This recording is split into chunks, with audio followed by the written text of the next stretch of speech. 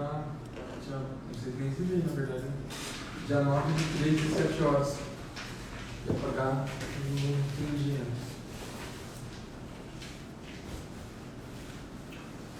Tchau, tchau. Doutor Alex, peça aqui para entrar junto ao vivo, para iniciarmos a live de hoje, por gentileza.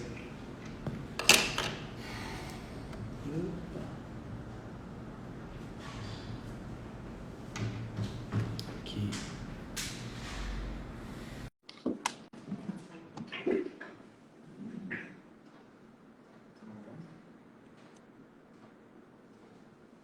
Ele já mandou o convite, já vamos iniciar.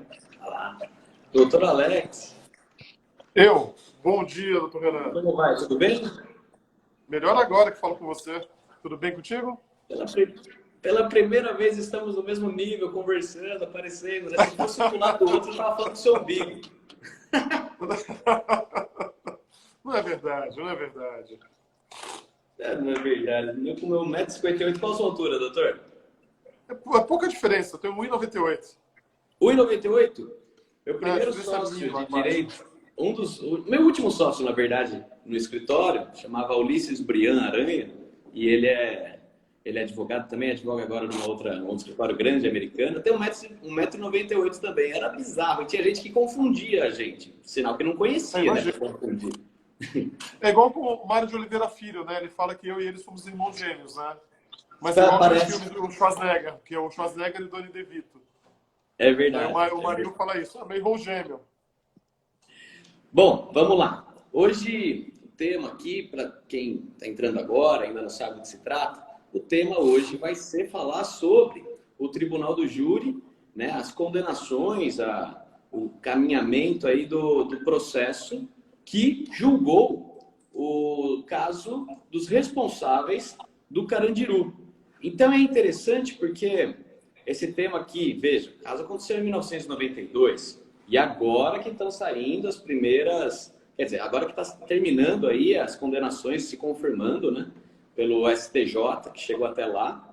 E vamos fazer uma análise sem qualquer paixão, sem tomar análise do caso, sem criticar o trabalho dos colegas. A ideia aqui é trazer uma análise, estudar o porquê que um processo foi para o júri popular, por que tomou esses caminhos, o que alterou, a legislação foi alterada em razão desse processo, qual era o objetivo da sociedade quando buscou essa alteração. Tudo isso acho que é muito rico e por isso vale a conversa aqui com esse grande estudioso. Ó, o doutor Roth acabou de entrar para a live. Eu ia falar agora, da audiência qualificada, Renan. Doutor Roth, Zé Miguel. Um abraço meu ao doutor Roth. Para mim, hoje, a maior autoridade de direito militar no nosso país, disparado, o maior que mais escreveu sobre direito militar. Doutor Zé Miguel também presente, um grande defensor do direito e muito atuante também na justiça militar. Um abraço a todos. Verdade. Quero agradecer, Renan, a esse convite que você me fez sobre esse tema. O Tribunal do Júri é um tema que eu gosto muito. E hoje, quando se fala em caso do Carandiru, é bom deixar claro um negócio que você comentou, né? Nem eu, nem você somos advogados do processo. Esses advogados que atuaram anteriormente, o doutor Dinamarco atuou logo no início, até fazendo discussão sobre a competência, se era justiça militar ou justiça comum. O doutor Dinamarco, que é um professor, um grande mestre, uma pessoa que sempre teve ele sempre é citado como referência na advocacia criminal. Posteriormente foi a doutora Ieda e o doutor Vendramini, que realizaram os julgamentos e ainda estão atuando na defesa dos acusados. Dois advogados do maior quilate, né? Muito experientes no Tribunal do Júri, muito competentes, muito técnicos. E aqui eu também quero render, né? A gente só vai falar sobre o caso de uma maneira geral, o conceito que nós temos sobre algumas coisas. Em forma alguma a gente vai fazer análise do trabalho dos advogados, mesmo porque se fosse para fazer uma análise do trabalho deles, só teria que fazer elogios, porque é um processo que é extremamente complicado e eu acho que o maior adversário que os advogados tiveram, não só os advogados, mas os réus também, os maiores adversários não foi o Ministério Público, não foi a Polícia Civil que apurou, não foi nada disso. foi a maneira que esse caso chegou na imprensa. Então, foi colocada muita paixão na análise do caso em tela, foi colocada muito sensacionalismo. É claro que a imprensa tem sua enorme maioria, sua maior parte é feita por profissionais sérios, mas tem muita matéria que foi vinculada na imprensa que ela levou para o lado do sensacionalismo. E é o sensacionalismo que acaba vendendo matéria, acaba tendo o apelo, né, de marketing necessário. Então, ao invés de você falar e você fazer uma análise técnica de uma atuação técnica policial numa situação extrema, e aqui a gente vai desenvolver sobre essa questão técnica policial de uma invasão de uma unidade prisional como aquela, foi colocado muito mais simples por pessoas que não são especialistas na área, nem no direito, nem na segurança pública, pessoas fazendo um pré-conceito do que aconteceu, né? Preconceito e um pré-conceito do que aconteceu. E acabou gerando o maior inimigo, não da defesa, corrigindo, não da defesa dos réus, mas o maior inimigo da justiça. E quando a opinião pública chega de maneira muito pesada no crime, ele acaba deixando de lado o que é o bom direito, a análise aprofundada da prova, e a gente vai bater um papo sobre isso aqui hoje. Perfeito. Para quem não sabe também, acho que poucos vão saber disso, o Dr. Alex Oschendorf foi meu professor na pós-graduação em Direito Militar na EPD, coordenada pelo Dr. Roth, que está aqui presente. Também tem outro professor aqui, que é o José Miguel, que passou por aqui. Aí eu passei a participar do nosso quadro de professores da pós, a pós que está iniciando esse sábado. Seja bem-vindo. Acho que sábado agora é o primeiro dia, ou foi passado, né? Sábado passado foi o primeiro dia de aula da turma. Então, para quem gostar do tema de direito militar, porque isso aqui foi bem, vai ser, ó, na Carrarada acabou de dizer, foi a mídia.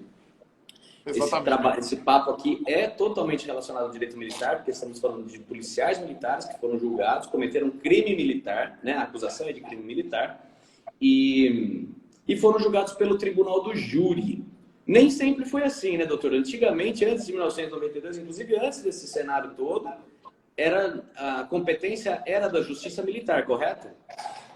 Na verdade, é porque a Justiça Militar, e não existe nenhum óbice, isso aí já foi até alvo de muita conversa acadêmica entre eu e o Dr. Roth. Na verdade, qualquer MDIP, né, na época que eu fui policial militar, eu fui policial militar de 1990 a 1995. Na época era resistência à prisão seguida de morte. Hoje é morte decorrente de intervenção policial. Na verdade, ele tem todas as características do crime militar. Então, quando existe um confronto, a análise que tem que ser feita é eminentemente da questão da ocorrência do crime militar. Você vai olhar o artigo 9º do Código Penal Militar, ele vai se encaixar todos os requisitos para o crime militar, ele vai acabaram sendo preenchidos nesse caso. Mas como a Justiça Militar ela não tem um tribunal do júri, né? Na Justiça Federal possui o tribunal do júri, né? Quando a vítima, o crime ocorre na esfera federal.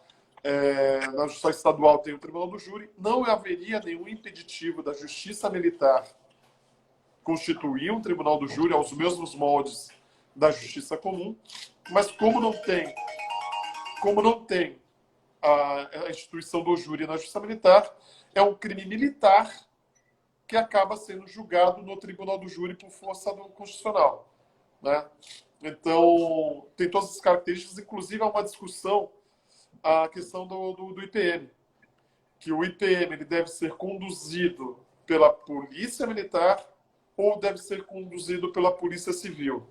E eu tenho uma posição muito clara sobre isso, né? O que existe hoje é uma norma administrativa da Secretaria de Segurança Pública, que ela determina que as ocorrências envolvendo morte com policiais militares têm que ser julgados tem que ser investigado pela Polícia Civil. Uma norma administrativa estadual, ela não tem o poder de anular a lei federal. Uma lei federal, em especial o Código de Processo Penal Militar. Então, o que hoje acontece, para mim, a gente tenta combater, mas eu acho que isso é muito mais influência de um lobby político do que uma análise jurídica, em especial para a classe dos delegados de polícia não perder a força. O que existe hoje, eles estão ignorando o que está realmente na lei, que a lei é clara com relação ao crime militar, teria que ser investigado pela Polícia Militar, e após o relatório do inquérito policial militar, o relatório do IPM, encaminhado, em havendo o indício de autoria, a materialidade, o indício de autoria, a ser encaminhado para a Justiça Comum para ser distribuído e uma vara do júri acabar fazendo o processamento. Inclusive, isso é alvo de alguns questionamentos, Renan, se você só me permitir fazer um parênteses rápido, de matéria que está sendo discutida, inclusive nosso escritório discute bastante essa matéria, sobre a questão da validade do inquérito policial comum na apuração do crime de uma MDIP, de uma morte decorrente de intervenção policial. Porque, para mim, o inquérito policial que é feito por autoridade que não tem competência para fazer essa apuração deveria ser considerado nula, né? Não ter efeito no mundo jurídico. Mas hoje não é isso que acontece. Então, isso também, essa análise de quem deveria investigar, gera também um outro efeito. A questão do arquivamento indireto, né? Que o Dr. Roth é o primeiro que colocou essa matéria no nosso país. Ele até pegando decisões do STF que arquivava indiretamente, sem pedido da Procuradoria, arquivava inquéritos. Ele começou, na primeira auditoria de São Paulo, começou a analisar os inquéritos policiais militares, e quando ficava claro e evidente a presença do excludente de ilicitude, como o inquérito policial ele teria que correr pela Justiça Militar, havia o pedido de arquivamento, às vezes sem o pedido do Ministério Público. E aí acabou gerando discussão jurídica em cima disso. O IP não concordando, aí a defesa levava essa matéria, subia com essa matéria, e a gente está discutindo isso no STJ e STF, sobre a validade ou não do arquivamento indireto, que, do meu ponto de vista, tecnicamente é perfeitamente possível. Foram todos confirmados, até onde eu sei, né? Os arquivamentos indiretos. A maior parte sim. Confirmados. A maior parte sim. Quanto à investigação, se ela ocorre tanto no IPM quanto no inquérito policial pela Polícia Civil, cabe fazer um habeas corpus para trancar o inquérito na civil, correto? Exato. O caminho seria esse, né? O problema que eu volto a afirmar, em especial no TJ de São Paulo, é que parece que existe um lobby político muito grande. Então, o que acontece? O Tribunal de São Paulo não está reconhecendo essa questão, aí a gente leva para o STJ, e o STJ, na maior parte das vezes, está reconhecendo a legitimidade da Polícia Militar fazer essas investigações. E não é questão de protecionismo, Renan. Tudo que coloca hoje na questão da Justiça Militar, o leigo acha que existe um protecionismo, que o que se busca é proteger os policiais militares. Não, é uma questão técnica jurídica, então somente técnica jurídica. Tanto que, se você fizer uma comparação em proporção da quantidade de condenações quando o homicídio era competência da Justiça Militar e de condenações depois que saiu da Justiça Militar e foi para o Tribunal do Júri, o Tribunal do Júri absolve muito mais do que a Justiça Militar. A Justiça Absurdamente mais. Absolve muito mais do que a Justiça Militar. Então não é essa questão, é uma questão de técnica jurídica de seguir a lei, né? A forma é a garantia, nós temos que seguir a forma. E se a partir do momento que há um corrompimento da forma, está havendo um corrompimento de uma garantia e correndo o risco da PM ter uma apuração, chegar numa conclusão e a Polícia Civil chegar em outra conclusão, né? E aí você consegue atingir a justiça tendo duas conclusões distintas? Qual é a segurança que isso traz para a sociedade? Qual é a segurança que isso traz, inclusive, para o próprio policial, para a população? A parte política acabou se tornando muito maior do que o tecnicismo jurídico que deveria imperar nesse tipo de análise. É a análise do leigo mesmo, né? Que nunca teve contato com a Justiça Militar, com um processo militar, para saber se é mais fácil ou mais difícil defender alguém na JME, né, ou na JMU, do que na justiça comum. E isso foi o que foi essa ignorância que fez a pressão para que o constituinte, para que o legislador alterasse ali a competência para o julgamento para o tribunal do júri, né? Ou seja, homicídios, né, praticado pelo policial contra o civil, que deslocasse então a competência para o tribunal do júri, entendendo que o povo que deveria julgar o policial porque cometeu homicídio. O que ele não sabia que foi um grandíssimo, o senhor acabou de falar, foi um grande tiro no pé, porque se quem fez essa pressão buscava maior condenações, né, maior número de condenação contra policiais militares, o que aconteceu foi exatamente o efeito inverso, né? Os policiais passaram a ser muito mais absolvidos. Defender um policial militar no tribunal do júri, claro, é complexo, é difícil, tem que se analisar muitas coisas, mas para o advogado de júri, assim como eu, assim como o senhor, a gente sabe que você tem melhores argumentos do que o criminoso que cometeu um crime e, né, além dos crimes dele, comete um homicídio. Poxa, você defender aquele que cometeu um homicídio, mas em defesa da sociedade, né, e aí buscar alguma excludente, tudo aumenta muito mais a possibilidade, a chance de conseguir aí uma absolvição. A gente tem muito mais argumentos.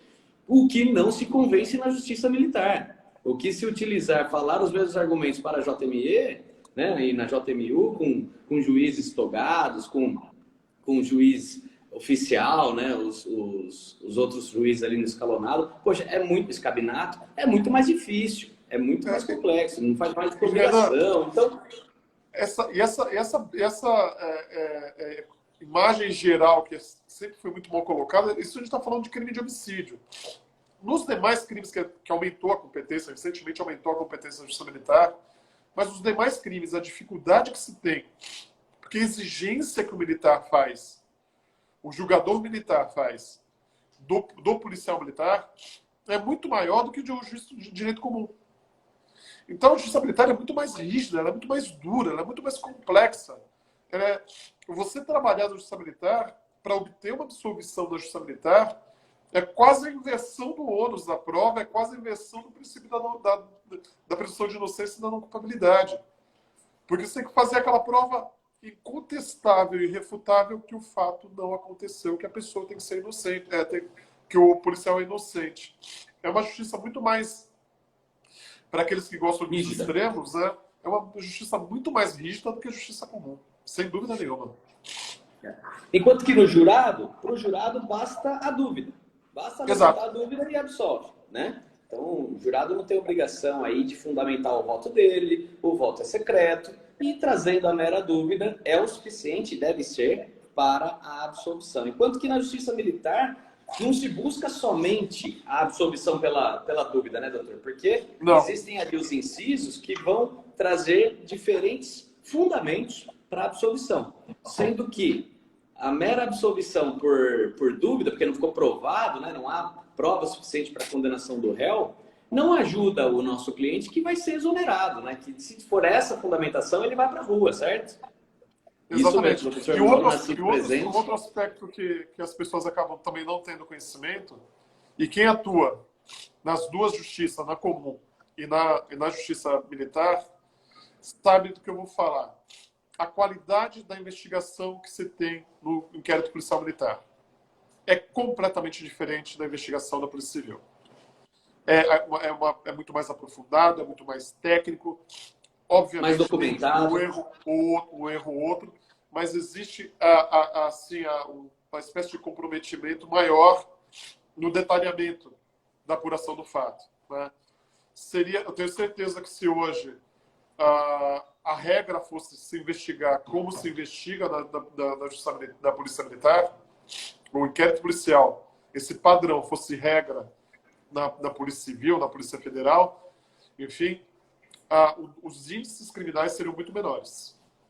Porque a investigação é muito mais aprofundada. Agora, permite um parênteses. Quero mandar um grande abraço.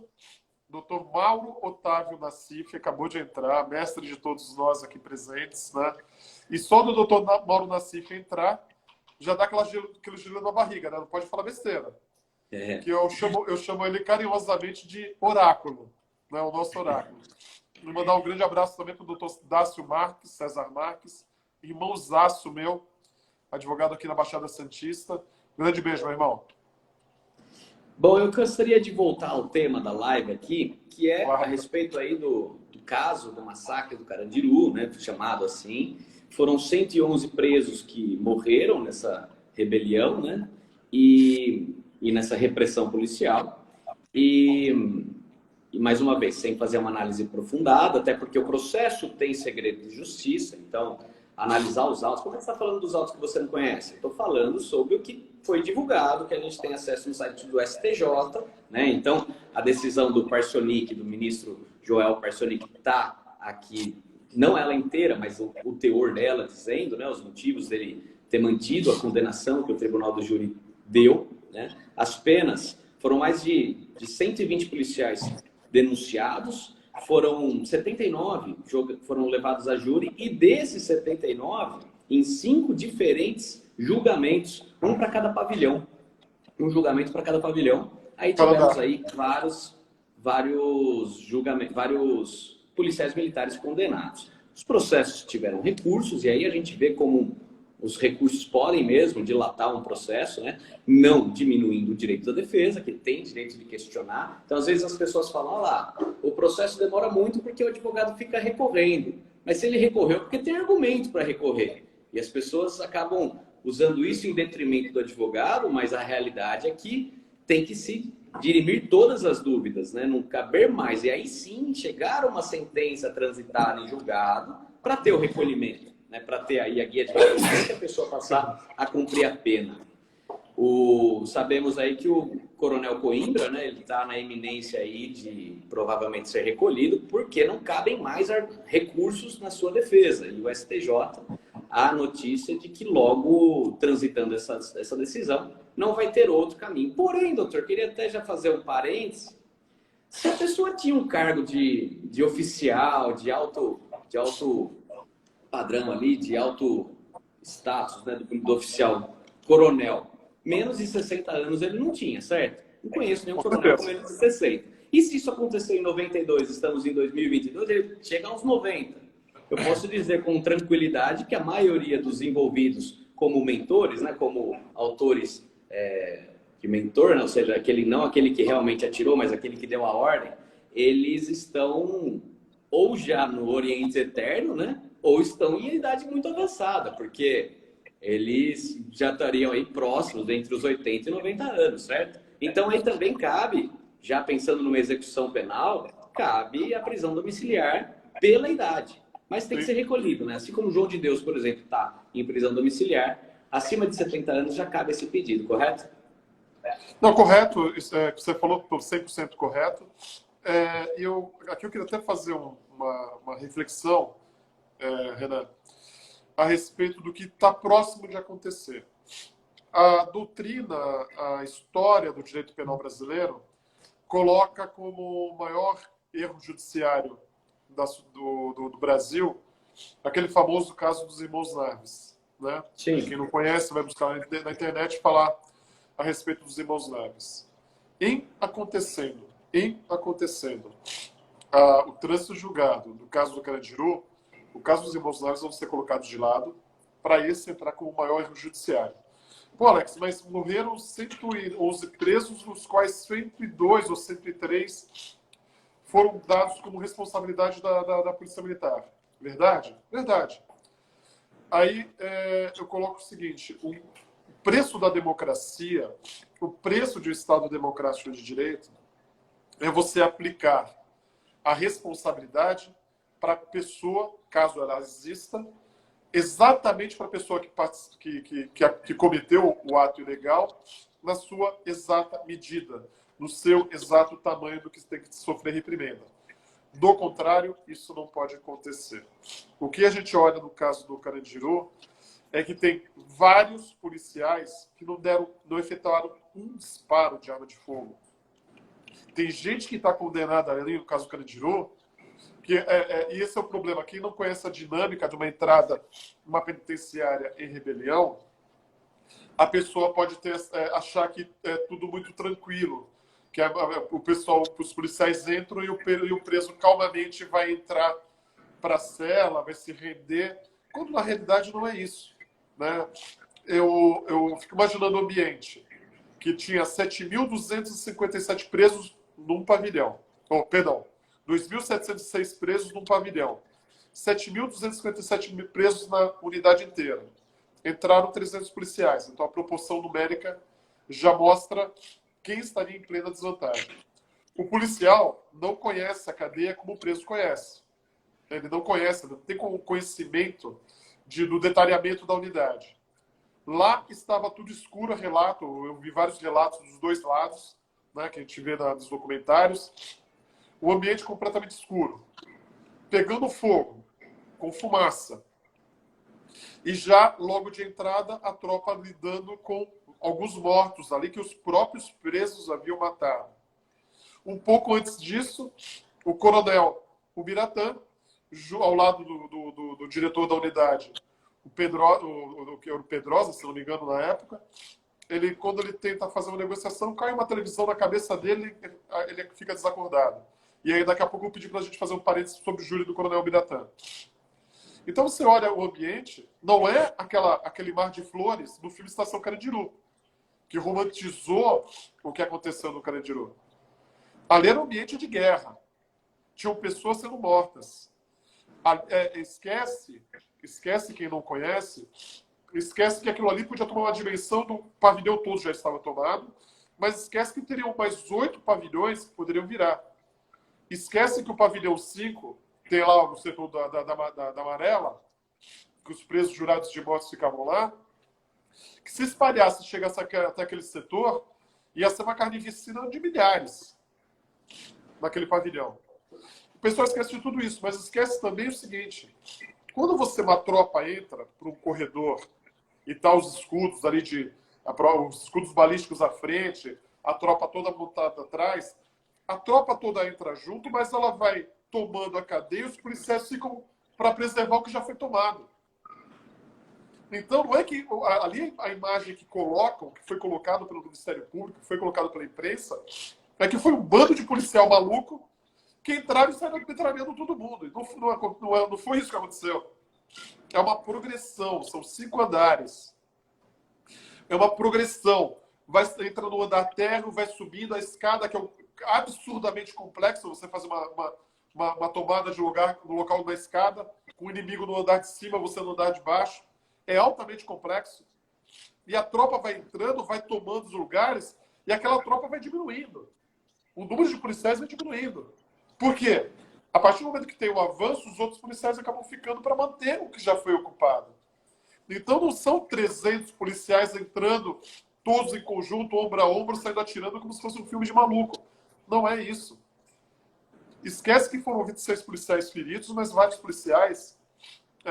teve inclusive um policial com ferimento à bala, recebeu o disparo de arma de fogo. Também teve a época, diferente de hoje, em 1992, o tema AIDS era extremamente complexo. Como é que era chamado a AIDS? Era o câncer gay. Então, uma pessoa infectada por AIDS era uma condenação à morte. E tem vários relatos, inclusive dos próprios presos, que faziam zarabatana para atirar contra a tropa. Pode não matar ali na hora, mas está matando na sequência. E aí depois vem a perícia... Foram 23 policiais feridos, né? Nenhum policial foi morto, mas foram 23 feridos. Feridos. Mas aí vem aquela coisa da perícia, que eu também queria que você puxasse um ponto para a gente falar sobre isso. Aí tem aquele ponto da perícia que fala, mas os policiais atiraram no peito, atiraram objetivando matar. E quando você vai fazer uma situação de uma legítima defesa, que você vai ter um confronto, pode ser um confronto com arma, pode ser um confronto com a zarabatana, que vai matar o policial, e na época por AIDS morria em pouco tempo. Quando você cria esse cenário, o policial não dá tempo. A coisa se resolve, um confronto desse se resolve quando a pessoa está no embate frente a frente, em 1, 2, 3 segundos no máximo. E não dá tempo, Renan. É diferente. Você não vai atirar, você não vai efetuar o disparo como você está no stand, mirando, colocando, fazendo peso no gatilho, puxa o cão. Você não vai fazer assim. Você vai efetuar o disparo, o primeiro tiro você vai mirar mais ou menos, O segundo, terceiro, quarto tiro é muito mais um reflexo do que você. E aí o pessoal exige, mas atirou tudo no peito. No treinamento da Polícia Militar, aonde que eles fazem o treinamento para acertar os disparos? Peito e cabeça. Garrafão. E outra, Os disparos só em foram peito e filme, cabeça. só em filme que você consegue falar, não, o cara atirou no braço, atirou na perna, para poder tirar a pessoa do combate. Isso não é verdade, porque eu já cansei de Até ver... porque ele continua sendo perigoso para atirar essa... Exato. Eu cansei de fazer júri, eu tenho 338 júris feitos na minha vida.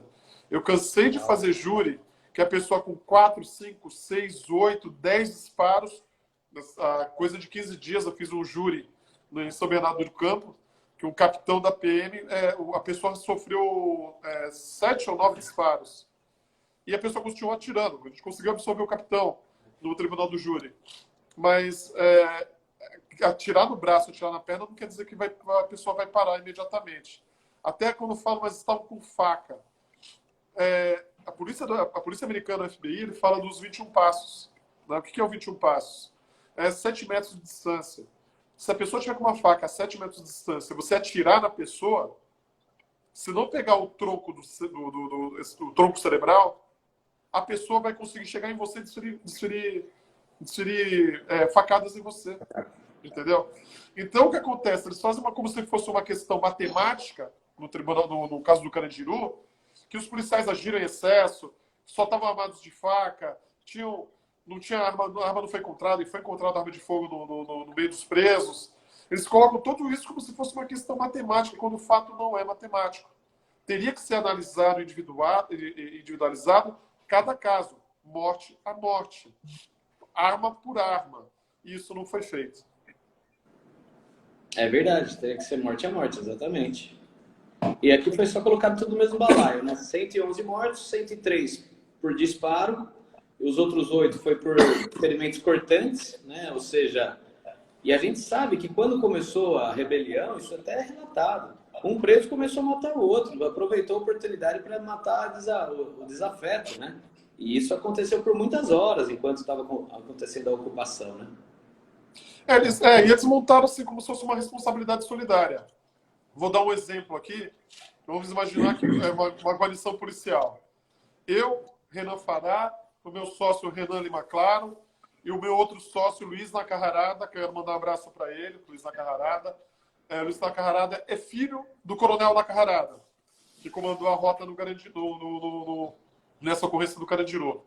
Estamos nós 4. E, de repente, nós fazemos uma abordagem e vocês não sabem, mas eu estou abordando um desafeto. E eu, do nada, tomo a iniciativa, de efetuar um disparo e matar essa pessoa. Eu vou lá e mato aquela pessoa. E aí, às vezes, por um sentimento de corpo, vocês podem falar, pô, a gente vai prender o Alex é amigo nosso, tal, não sei o quê. E vocês comentam alguma outra coisa, que pode ser uma fraude processual, mas não tem o dolo do homicídio.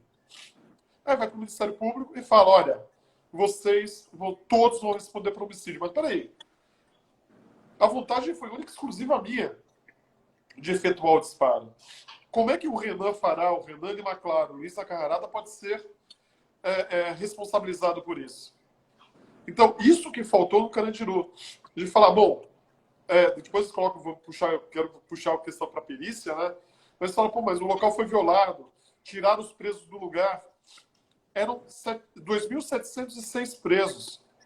Pelo menos 2.600 tinham que voltar para a cela, não podiam ficar. Ficaram uma noite lá no pátio. Mas tinham que voltar para a cela. Como é que ia fazer isso para guardar a perícia esse tempo todo? Né? Essas questões dessa responsabilidade solidária que eu falei para você agora há pouco tempo. Em confirmando o trânsito julgado e determinando a prisão desses policiais, o caso dos irmãos Naves vão ser deixados de lado e esse vai ser o maior erro judiciário da história do nosso país, pois tem policiais que não têm responsabilidade alguma no que aconteceu e estão sendo condenados. Tem policiais que agiram legitimamente na defesa da própria vida dos seus colegas e estão sendo condenados. Pode ter tido um ou outro excesso, pode até ter ocorrido, Renan. Pode até ter ocorrido. Mas isso precisaria ter ficado claro no processo.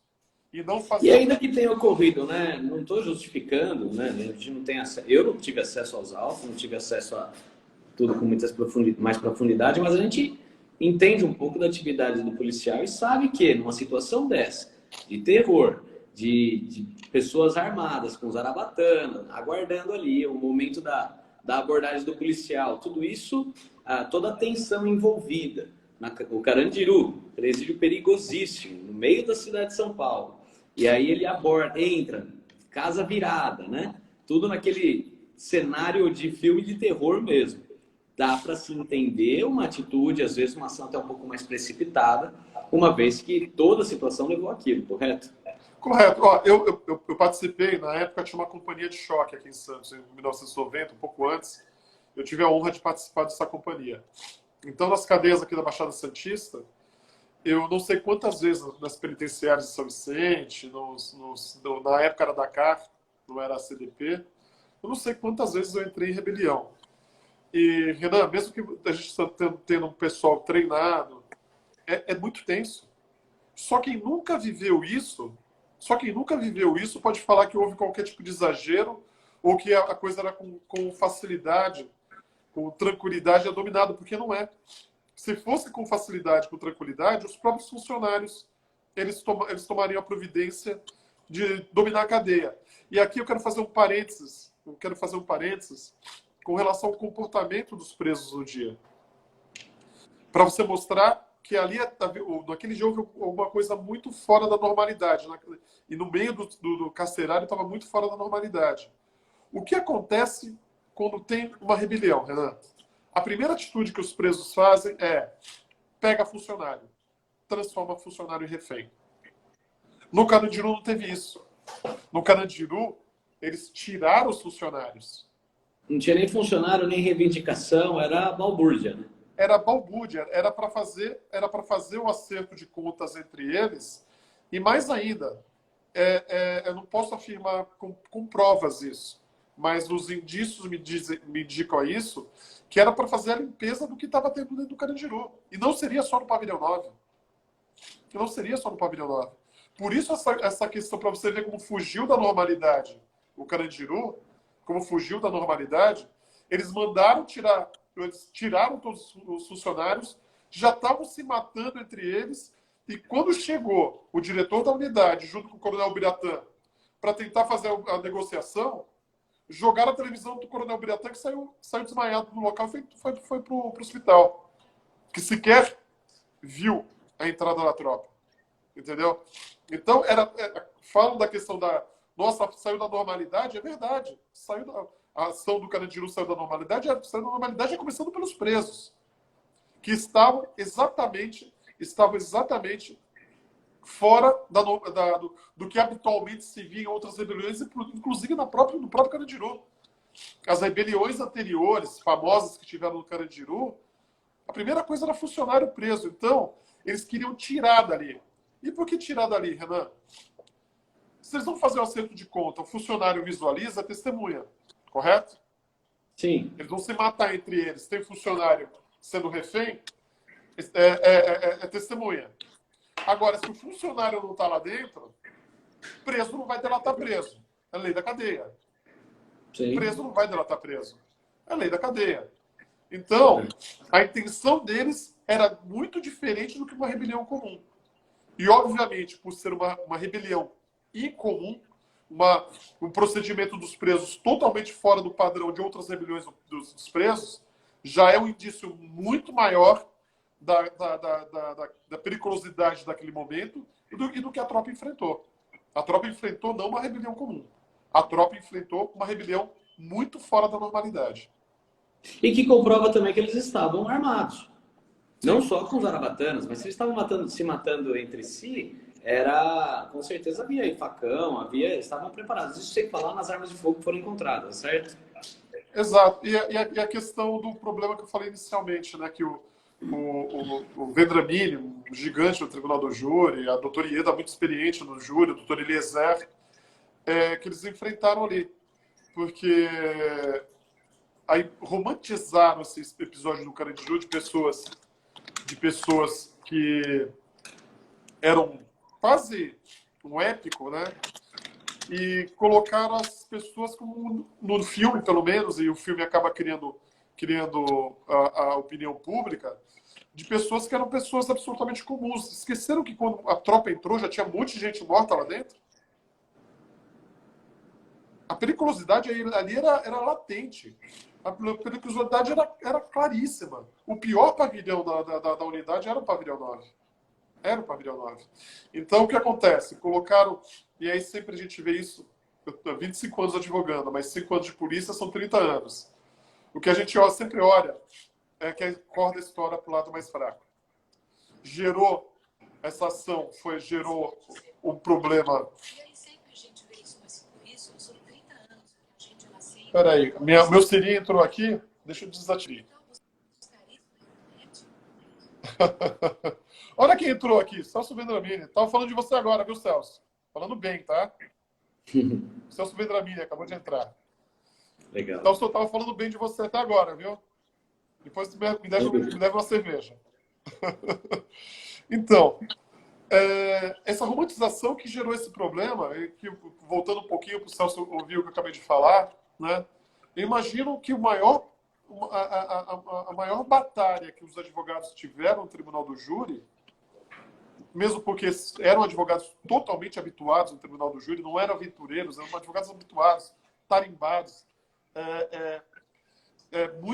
com muita cancha no Tribunal do Júri. O problema não era o Tribunal do Júri, não era ali a prova do promotor, era o que foi criado na imprensa, essa romantização que teve em cima do Tribunal do Júri, colocando os presos como praticamente pessoas com periculosidade zero, enquanto a polícia, com a sua grande letalidade, foi lá para fazer uma limpeza social.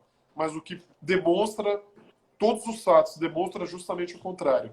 E outra coisa, Renan, o policial não chega no batalhão, o policial não chega no batalhão e fala, pô, hoje eu vou entrar para trabalhar e quero matar gente.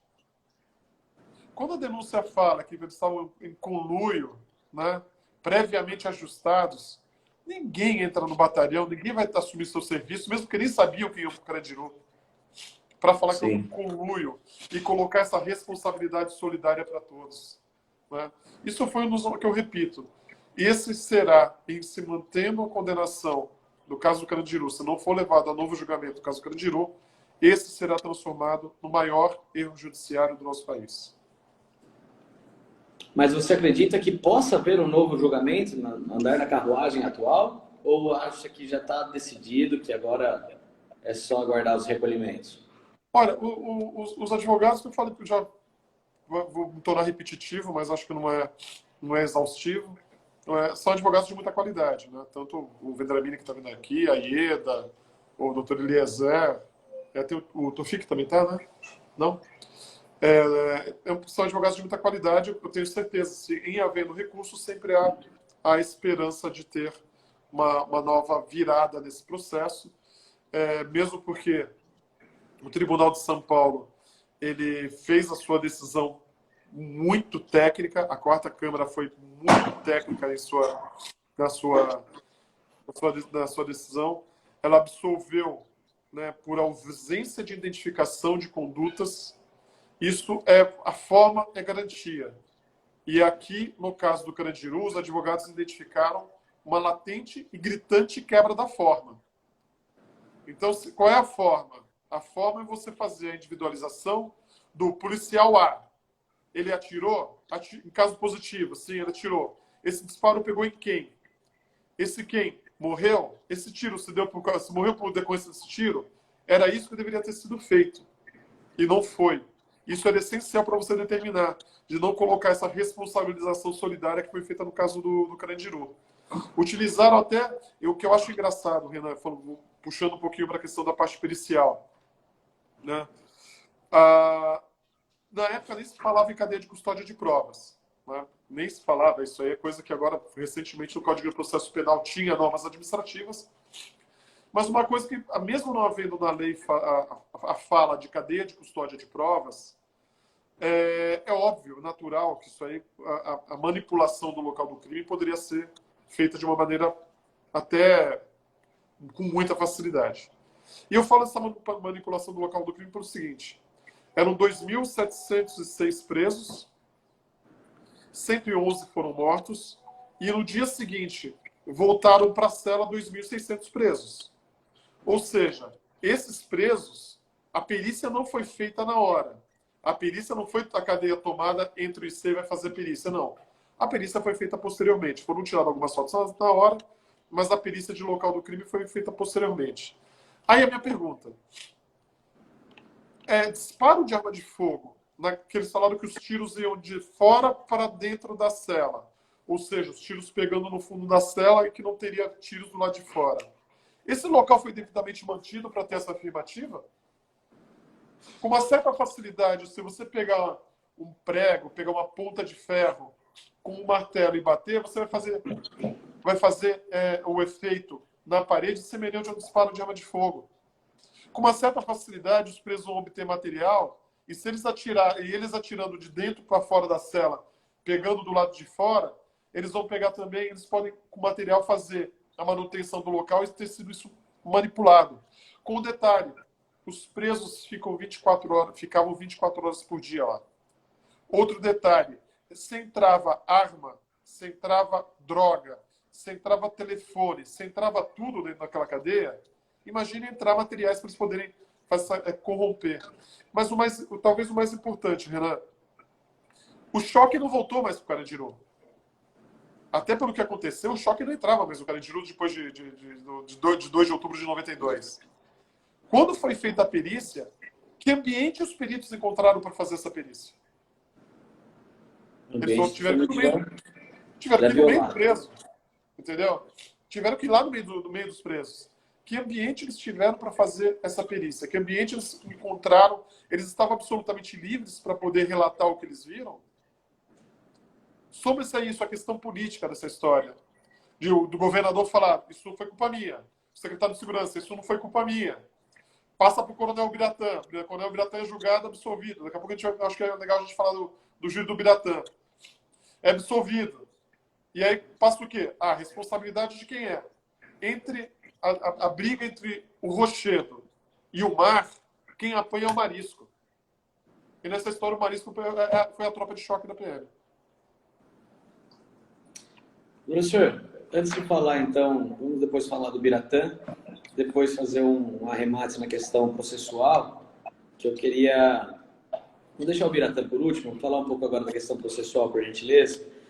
E aí a gente vai ter que falar na teoria, né? Já que tem normas da corregedoria diferentes do que a lei federal diz, mas vamos colocar aí que na teoria um homicídio praticado por um policial militar contra um civil, que seria o caso do Carandiru, a competência, o crime é militar, mas a competência para julgamento é do júri. Então a gente entende que o crime sendo militar, pela lei, o correto seria a polícia militar fazer a IPM, fazer a investigação, faz a investigação e manda para quem? Para a primeira fase do júri. Júri, para quem não é do direito aqui, júri tem 2 fases. A primeira fase vai analisar indício de autoria e prova de materialidade. Aí vai para a segunda fase, que é o tribunal do júri que a gente conhece, dos 7 jurados, etc.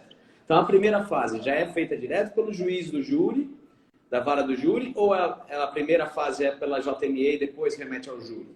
Não, a primeira, o que acontece?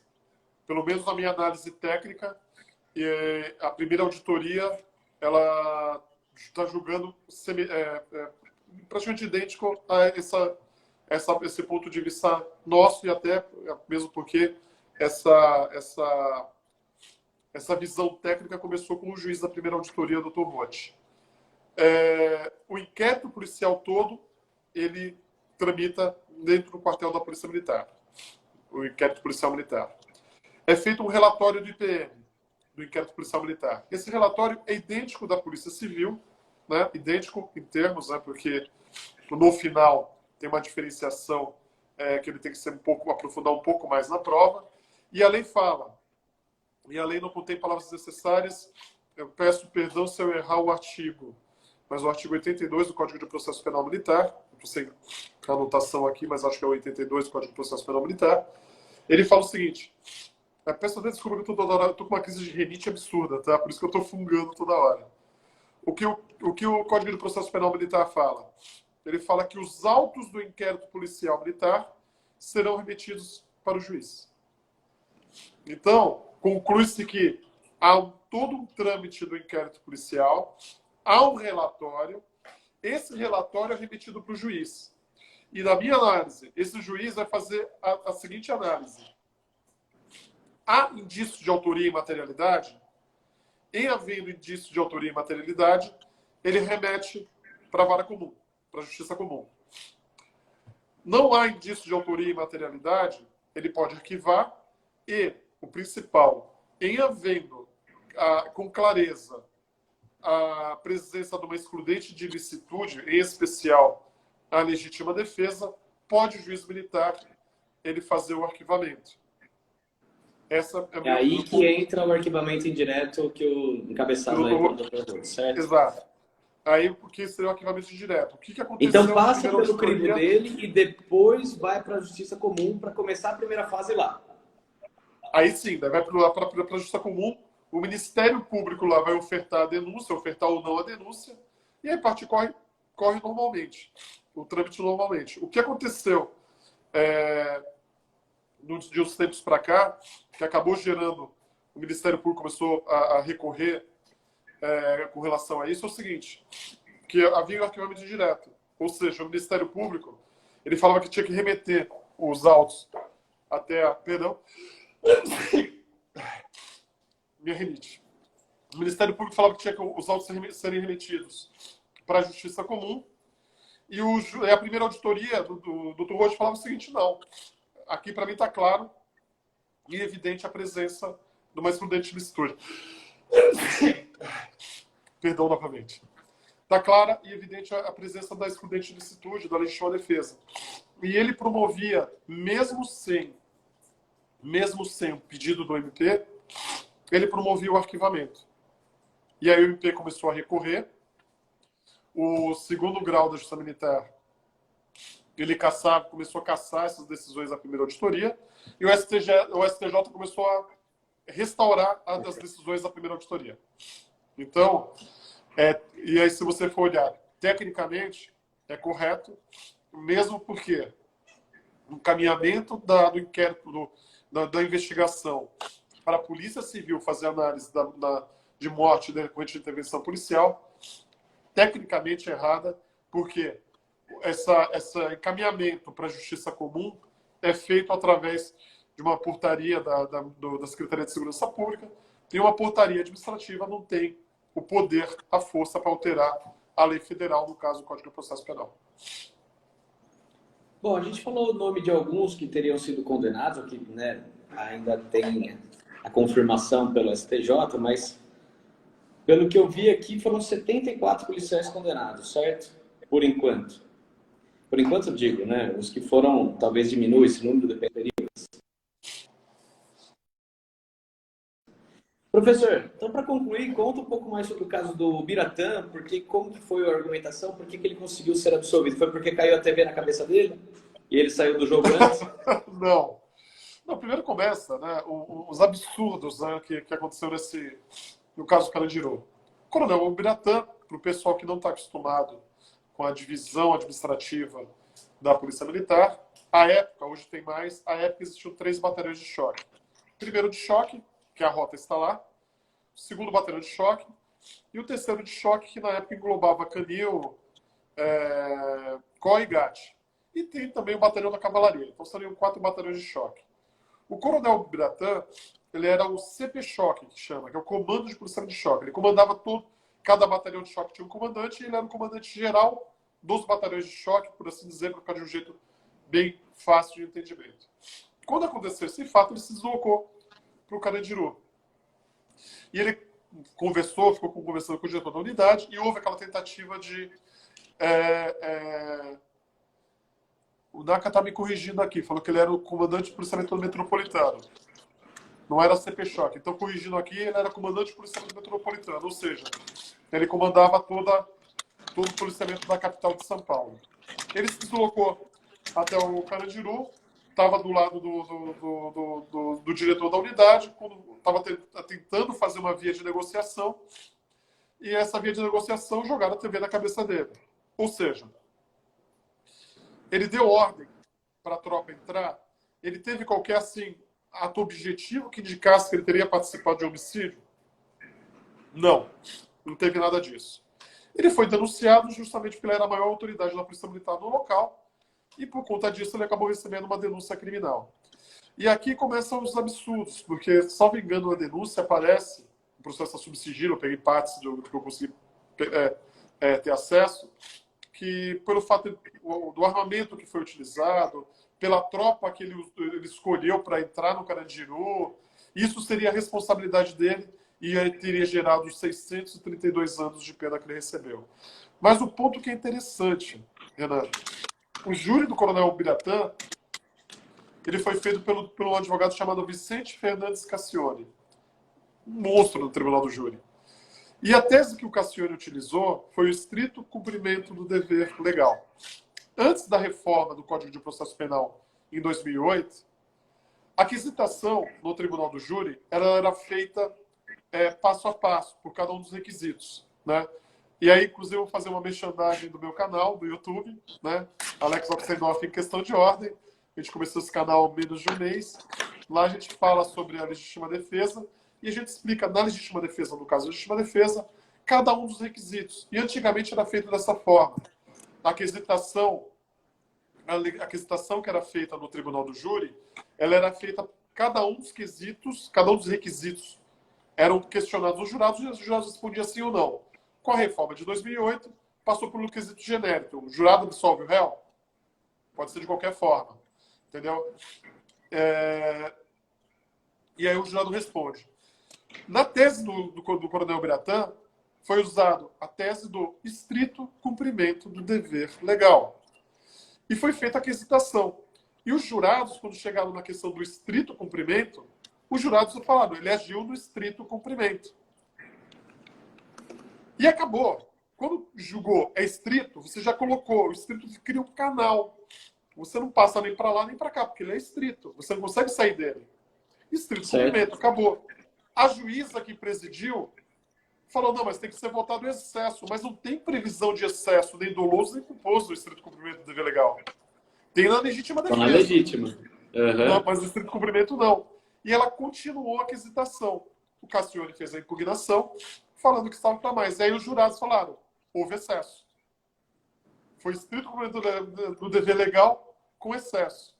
Isso é incompatível, inconcebível. Nesse meio tempo, o Coronel Ubiratã alçou a deputado estadual. E ele pegou foro por prerrogativa de função. Né? O pessoal da imprensa fala que é foro privilegiado. Eu já vi advogado falando foro privilegiado. Foro privilegiado não existe. O que existe é foro por prerrogativa de função. Ele obteve o foro por prerrogativa de função. E esse caso subiu para o TJ analisar. E como ele era deputado estadual, os 25, o órgão especial vai julgar, os 25 desembargadores mais antigos do tribunal vão fazer a votação. E a votação é um negócio tecnicamente muito interessante, Renan. Por quê? Os jurados, os desembargadores, eles não julgaram o conteúdo, se ele agiu ou não agiu em estrito cumprimento do dever legal. Eles não julgaram isso. Eles julgaram o seguinte, falaram, olha, os quesitos que foram apresentados, a partir do momento que os jurados consideraram que a conduta foi estrita, não poderia continuar a aquisitação. Então, o tribunal ele anulou o excesso, o quesito do excesso, para restaurar a vontade dos jurados e aí preservar o princípio da soberania do júri, inciso 38 do artigo 5º da nossa Constituição, preservar o princípio da soberania do júri, mantendo o desejo do jurado, que era absolver pelo estrito cumprimento do dever legal. Então, o Coronel Ubiratã, ele foi absolvido no Tribunal de Justiça, ele foi absolvido no júri, houve um erro na aquisitação, que a juíza, um erro crasso na aquisitação, acabou gerando esse erro, essa condenação indevida de 632 anos. Posteriormente, o tribunal votou, como ele era deputado, foi o órgão especial por 25 desembargadores, votou cassando exclusivamente o quesito que estava para mais. E quando ele anulou o quesito que estava para mais, foi mantida a decisão dos jurados anteriores, que era a absolvição pelo estrito cumprimento do dever legal, e ele foi absolvido. Mas o que a gente olha na imprensa é que o Coronel Ubiratã foi condenado a 632 anos. Não sai outra coisa. Você procura, dificilmente aparece outra coisa. Vai aparecer o quê? É que eu falei para vocês no início, né?